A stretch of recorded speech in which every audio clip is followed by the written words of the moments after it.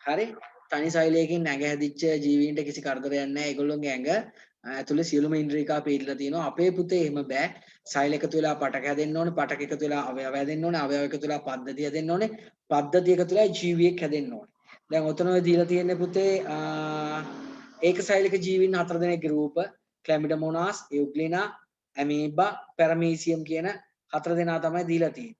ඒගොල්ලෝ ගත්තොත් එහෙම පුතේ එක සෛලයකින් තමයි මුළු ඇඟම හැදිලා තියෙන්නේ. හරි? එක සෛලයකින් තමයි මුළු ඇඟම හැදිලා තියෙන්නේ. තෑන්ක්ස් රෙකෝඩින් මතක් කරාට. එතකොට පුතේ බලන්නකෝ ඔතන තව දෙයක් දීලා තියෙනවා. එතකොට අපි වගේ මහා ජීවියෙක්. ඕගොල්ලෝ අපි බල්ලෙක්, බලලෙක්, තල්මයෙක් ඒ වගේ කෙනෙක් හැදෙන්න නම් කුරුල්ලෙක්.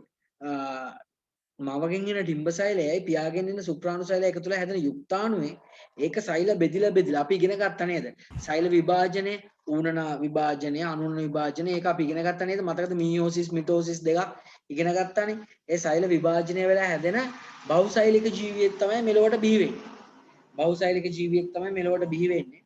ඉතින් මතක තියාගන්න මේ බහුසෛලික ජීවියාගේ ඇඟේ තියෙන සෛලත් විවිධ කෘත්‍යයන් සඳහා හැඩ ගැහිලා තියෙනවා. විවිධ කෘත්‍යයන් සඳහා හැඩ ගැහිලා තියෙනවා. ඔතන උදාහරණයක් විදිහට දීලා තියෙනවා පුතේ කුඩා ශාකයක්, වද ශාකයක්. වද ශාකය ඒගොල්ලෝ පෙන්නලා තියෙනවා පුෂ්පයේ පරාග සෛල තියෙනවා. ඒක පරාගණයට වැදගත් වෙන්නේ. ශාක පත්‍රයේ පුතේ අපිචර්මීය සෛල තියෙනවා, ඉනිමුදුස්තර සෛල තියෙනවා. ඒව ප්‍රභා සංශ්ලේෂණ ක්‍රියාවලියට වැදගත් වෙනවා. පූටිකාව තියෙනවා, පූටිකා සෛල ඒකෙදි ශ්වසන යාන්ත්‍රණයට වැදගත් වෙනවා. ශාක කඳේ සෛලම පටකය තියෙනවා. ලබන අවුරුදු ඉගෙන ගන්න තනිකර පාඩමක් තියෙනවා. සෛලම් පටකය ඔස්සේ ජලය කනිජ ලවණය පරිවාහණය වෙනවා. ෆ්ලෝයම පටකය තියෙනවා. ෆ්ලෝයම් පටකය ඔස්සේ ආහාර පරිවාහණය වෙනවා. මූලකේශ සෛල ඔස්සේ ද්‍රව්‍ය අවශෝෂණයක් සිද්ධ වෙනවා. ඊළඟ තව ටිකක් එහාට කතා කරන්න අපි මේක ලියලිමු.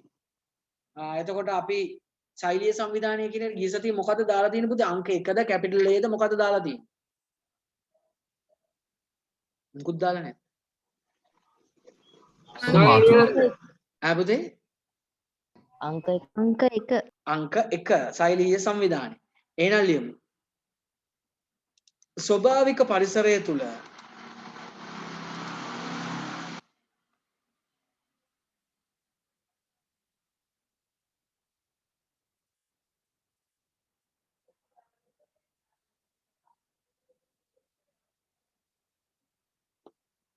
මොකද්ද මම කිව්වේ පුතේ? ස්වභාවික පරිසරය තුලනේ. ස්වභාවික පරිසරය තුල ඒකසෛලික ජීවීන් මෙන්ම බහුසෛලික ජීවීන්ද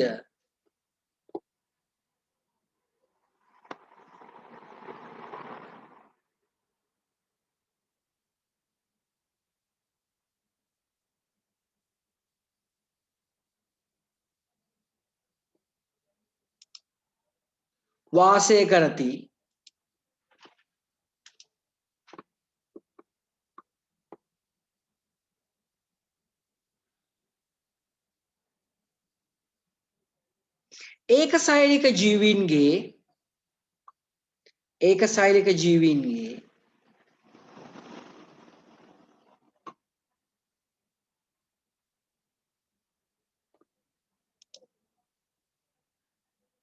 ඒකසෛලික ජීවීන්ගේ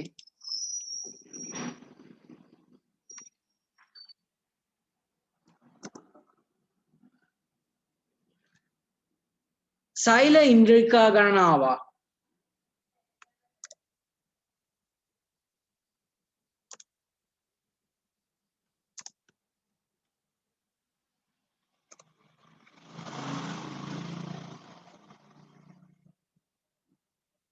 සෛල මොකද මම කිව්වේ සෛල ඉන්ද්‍රිකා ගණනාවක් නේ.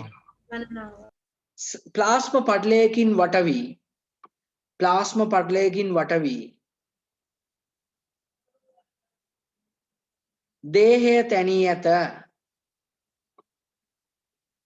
ප්ලාස්ම පටලයකින් වට වී දේහය තැනී ඇත.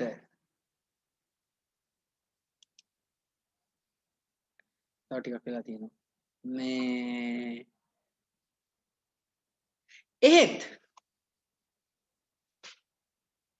බහුසෛලික ජීවීන්ගේ දැන් හදිසියවත් පුතේ පන්ති පටන් ගන්න කිව්වොත් එහෙම පටන් ගත්ත සැනින් ටෙස්ට් එකක් තියෙනවා ඈ. පළවෙනි පාඩම් කොහොමද අනිත් පේපර්? එදාට ටෙස්ට් එක දවසට පේපරුත් දෙනවා පුතේ. එතකොට හැබැයි මෙහෙමයි එතකොට ඒවට ගැහුවා ඩබල් ෂොට් පේපර් දෙකම එක දවසේ දෙනවා. එතකොට මානසිකත්වයේ බිඳ වැටෙනවා නේ පුතේ ගැහුවොත් එහෙම ඒවට.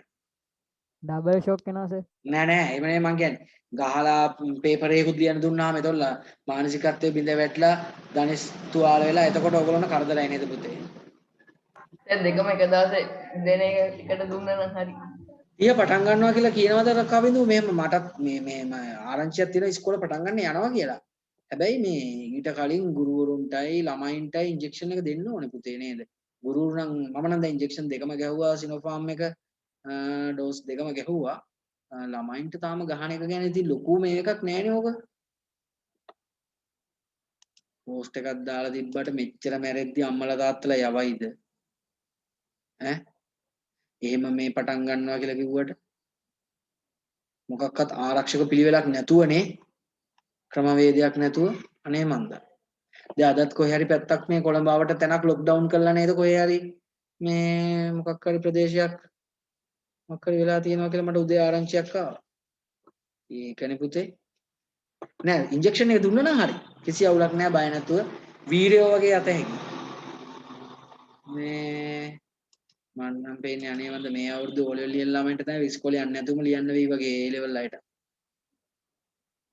ඔව්. කොච්චර කොහම කිව්වත් විභාග ලේසි වෙන්නේ නැහැ පුතේ. විභාග ඒ තත්ත්වෙම්ම දෙනවා. රිදෙන්නම දෙනවා. හරි. මොකද්ද අන්තිමට කිව්වේ කියන්නේ මට? ඒත් බෞසායිලික ජීවීන්ගේ දේහය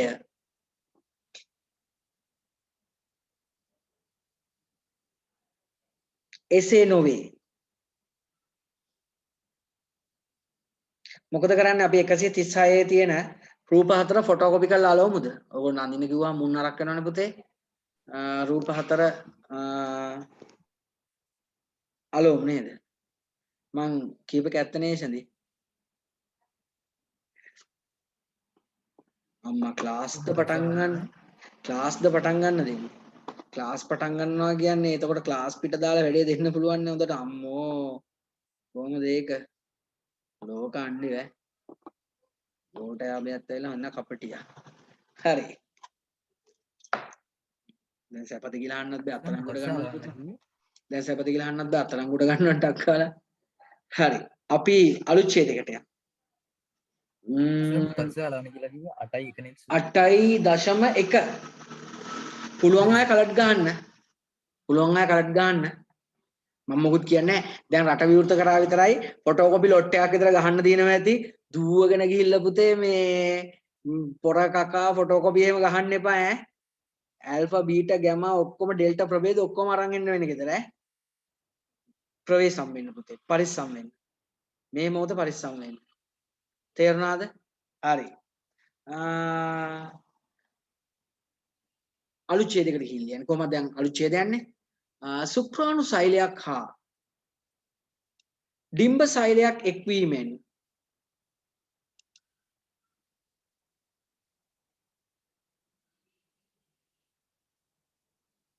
ගොඩක් එකයි කියන්නේ සුක්‍රාණු සෛලයක් හා ඒක නිකන් ලැජ්ජය වගේද නෑනේ ඩිම්බ සෛලයක් එක්වීමෙන්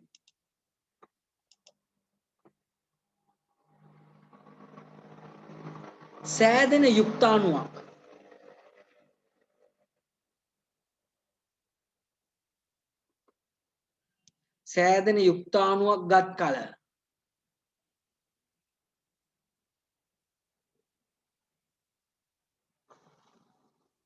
එහි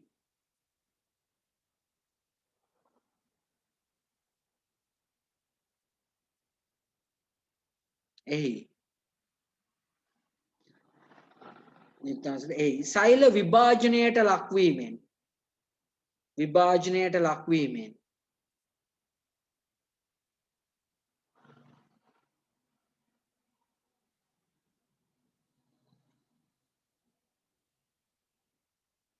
බහුසෛලික ජීවියෙකු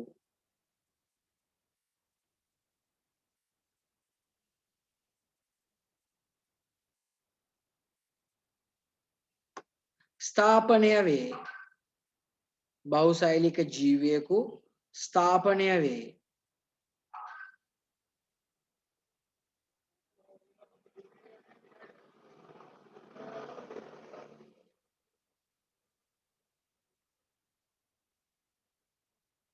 අලුත් ඡේදයකට යන්න. එලෙසම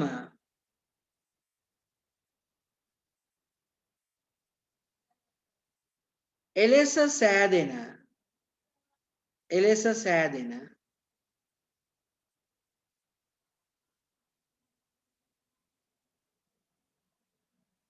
එක් සෛලවලට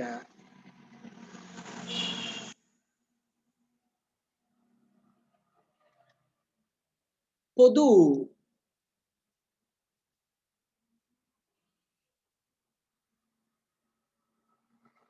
කර්තව්‍යයන්ද පවතී.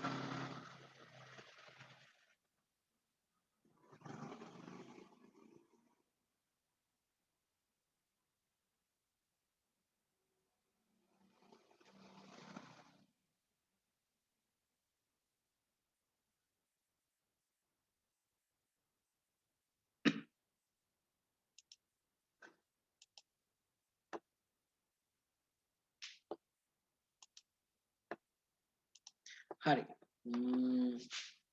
පුතේ අලවන්නට තියෙන 8.2ත් අලෝමු නේද? ඉතින් ඕක ඕගොල්ලෝ අඳින්නේ නැහනේ. 8.2 අලෝමු.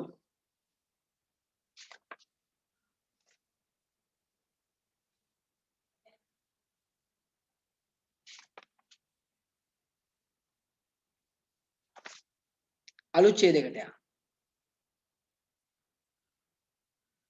ලෑස්ති? ශාක දේහයේ මෙන්ම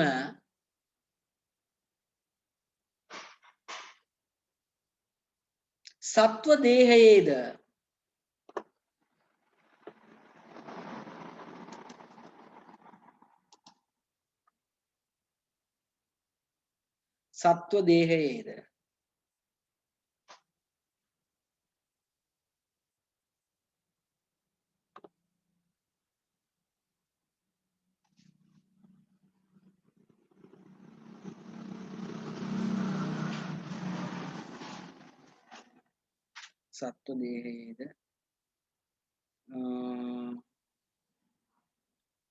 එක් සෛල වර්ග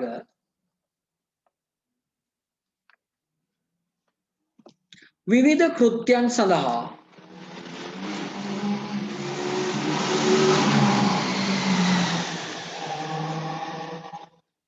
කෘත්‍යයන් සඳහා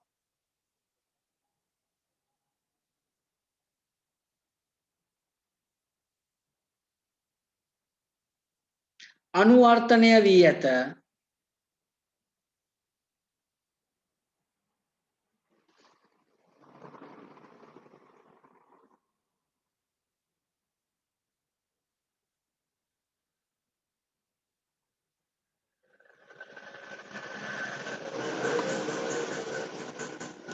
හරි.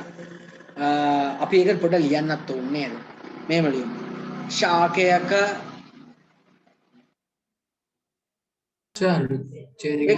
ඒකට ලියමු නේද? ශාකයක පරාග සෛල මගින් නව පරම්පරාව බිහි කරවීමටත් ශාකයක පරාග සෛල මගින් නව පරම්පරාව බිහි කරවීමටත්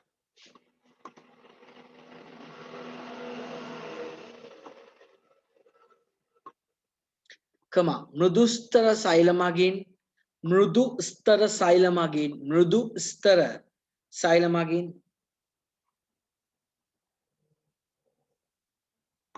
ප්‍රභා සංශ්ලේෂණයත් ඔක්කොම ලියන්නේ ටිකක් ලියමු.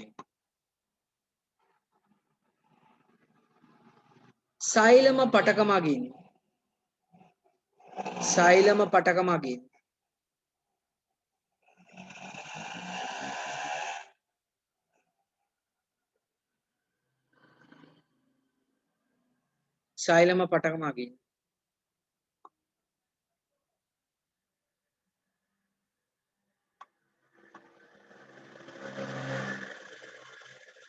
ජලය හා ඛනිජ ලවණ ප්‍රවාහනයත් පරිවහනයත් කියලා.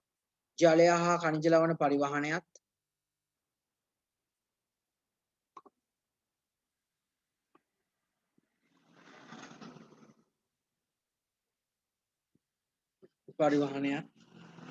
ජලය හා ඛනිජ ලවණ පරිවහනයත් ෆ්ලෝයම පටක මගින්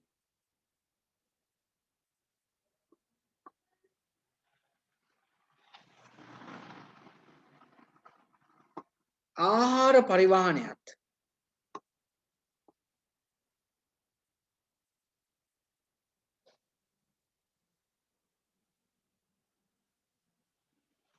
සිදු කරවයි.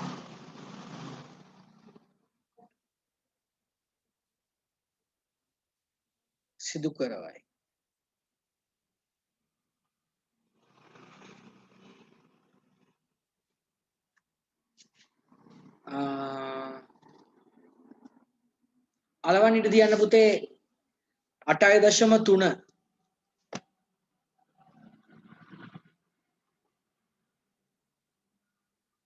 දැන් ලියමු. අපගේ දේහයේද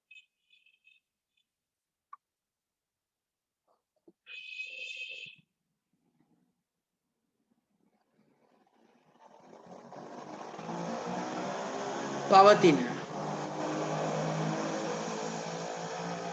විවිධ සෛල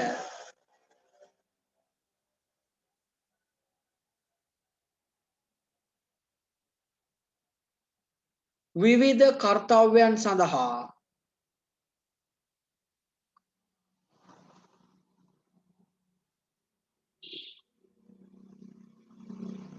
හැඩගැසී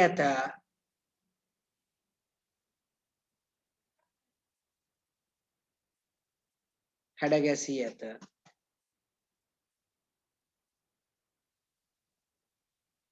හරි. අලවන් ඉට තියන්න පුතේ 8.4 8.4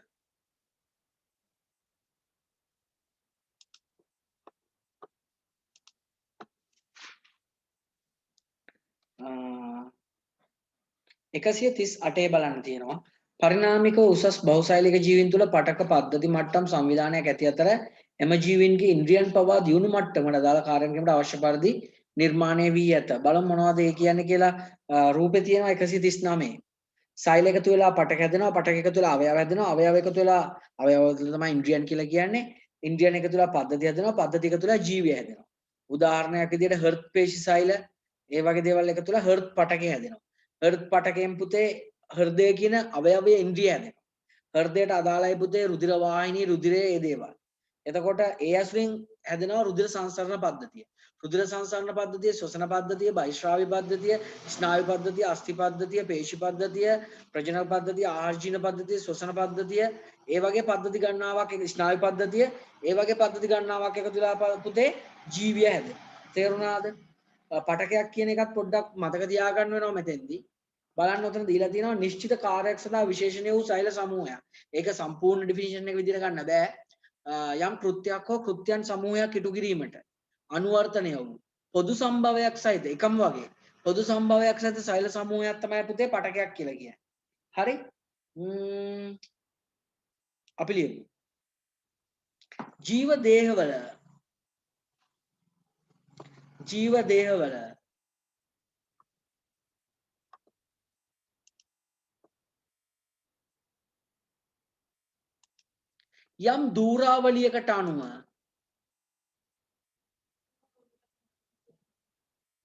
යම් දූරාවලියකට අනුව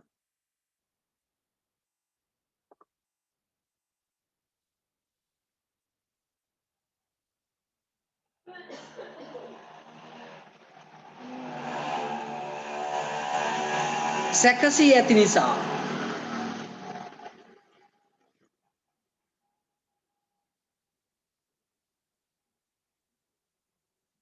ක්‍රියාකාරීත්වය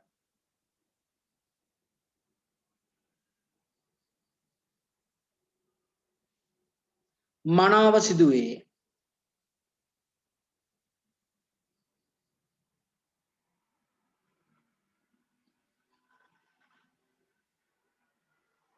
මනාව සිදුවේ.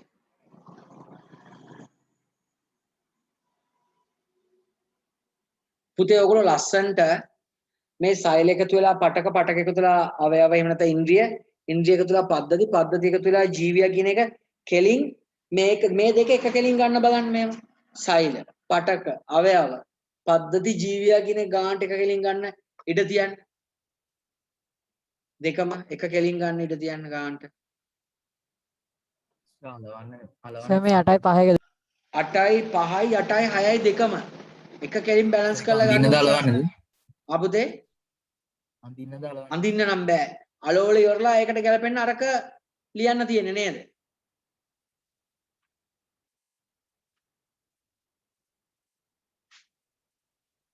අඳින්න බෑ.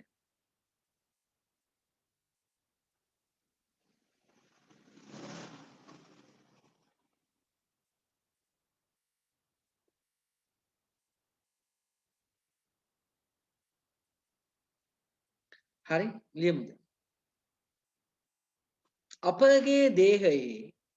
අපගේ දේහයේ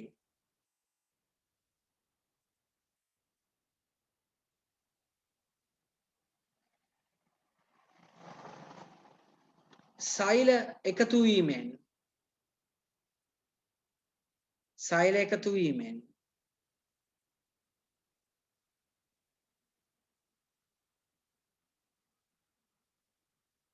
පටක සෑදේ. අපගේ දේහයේ සෛල එකතු වීමෙන් පටක සෑදේ.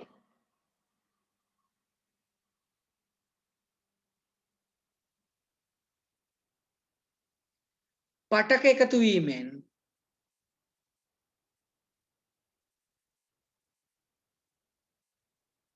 අවයව නැතහොත් ඉන්ද්‍රිය සෑදේ. අවයව නැතහොත් ඉන්ද්‍රිය සෑදේ.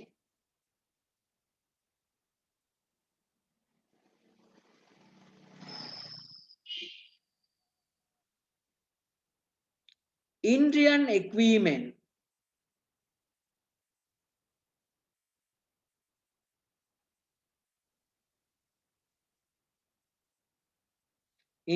එක්වීමෙන් පද්ධති සෑදේ.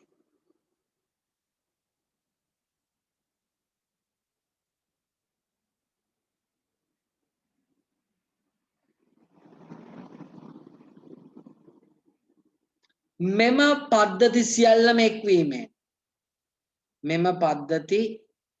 සියල්ලම එක්වීමෙන්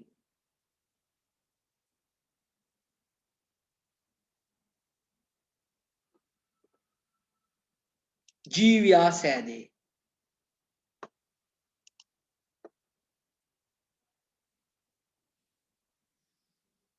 වෙන පාටකින් අලුත් රූලක ලියන්න. තව චුට්ටක් වෙලා තියෙනවා. පටකයක් කියනු කුමක්ද? වෙන පාටකින් අලුත් රූලක. පටකයක් කියනු කුමක්ද?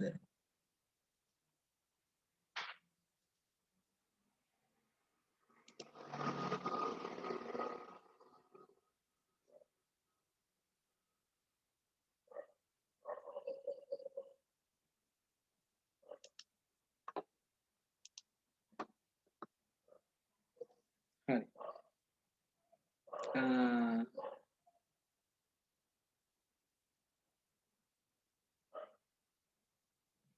ලියමු. මේක කැමති පාටකින් ඔයගොල්ලෝ ලියන්න. යම් කෘත්‍යයක් හෝ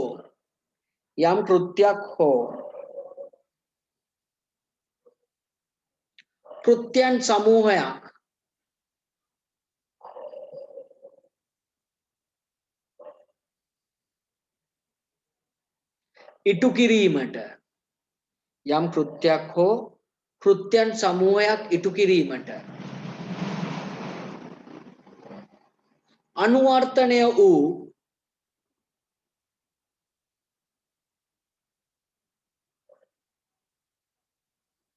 පොදු සම්භවයක් සහිත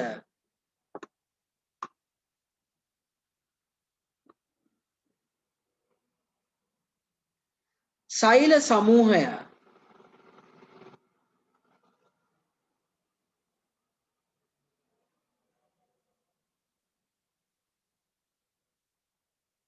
පටකයක් ලෙස හැඳින්වේ. පටකයක් ලෙස හැඳින්වේ. යම් කෘත්‍යයක් හෝ කෘත්‍යයන් සමූහයක් ඉටු කිරීමට අනුවර්තනය වූ පොදු සම්භවයක් සහිත සෛල සමූහය පටකයක් ලෙස හැඳින්වේ. පුතේ මේ අංක 2 දාන්න පෝෂණය